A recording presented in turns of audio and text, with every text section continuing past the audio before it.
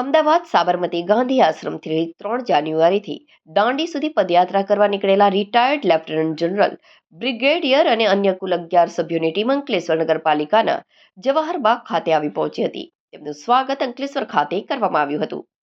સાબરમતી ગાંધી આશ્રમથી નીકળેલી પદયાત્રા અંકલેશ્વર જવાહર બાગ ખાતે આવી પહોંચી હતી.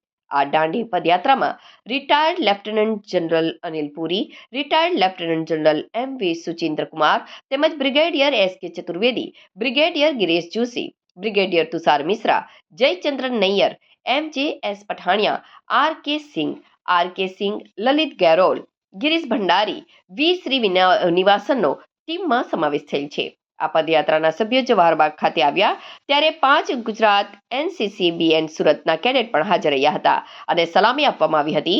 જે આવેલ દાંડી યાત્રાના ટીમના તમામ સભ્યોનું સ્વાગત અંકલેશ્વર નગરપાલિકા સેનેટરી ઇન્સ્પેક્ટર અને ગાર્ડન ઇન્ચાર્જ રઘુવીરસિંહ મૈડા દ્વારા કરવામાં આવ્યું હતું. આ દાંડી પદયાત્રાનો મુખ્ય હેતુ રિટાયર્ડ લેફ્ટનન્ટ જનરલે જણાવ્યું કે ભારત સરકારની વિવિધ કાર્યક્રમો અંગે લોકોની અંદર જાગૃતિ લાવવા માટેનો છે.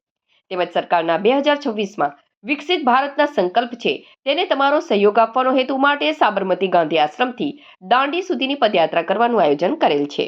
टोटल 10 लोग हैं, जिसमें एक कल हमसे आधा जो है ना यात्रा के कारण उनको जाना पड़ा. अभी हम 9 हैं आज, और हमारे पास बाद में 5 और जुड़ेंगे. तो जब हम दांडी पहुंचेंगे तो हम 14 लोग हो जाएंगे टोटल. ठीक है. दूसरा, हम 2 तारीख को सब साबरमती पहुंच गए थे और 3 को हम साबरमती से चले और हम 17 तारीख को दांडी पहुंचेंगे. और ये टोटल जो डिस्टेंस है तकरीबन 400 किलोमीटर है. जब बापू ने ये यात्रा की थी तो उस समय 388 किलोमीटर था ये डिस्टेंस, जो बापू ने 24 दिनों में किया था. हमारे लिए डिस्टेंस थोड़ा ज़्यादा इसलिए हो गया क्योंकि बाद में कई सड़कें बन गई, जो पुराने रास्ते से वो बदल गए. और हमारा लार्जर मकसद ये है कि एक अवेयरनेस स्प्रेड करना सोसाइटी में. जैसे जब गांधी जी 1930 में गए तो 17 साल बाद हमको इंडिपेंडेंस मिली.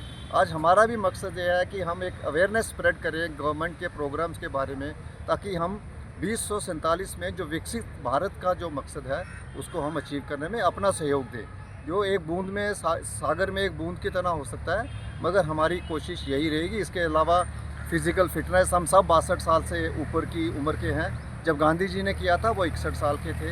तो हमारे को ये भी पता लगता है कि कितना कि एज कोई मेजर फैक्टर नहीं होता.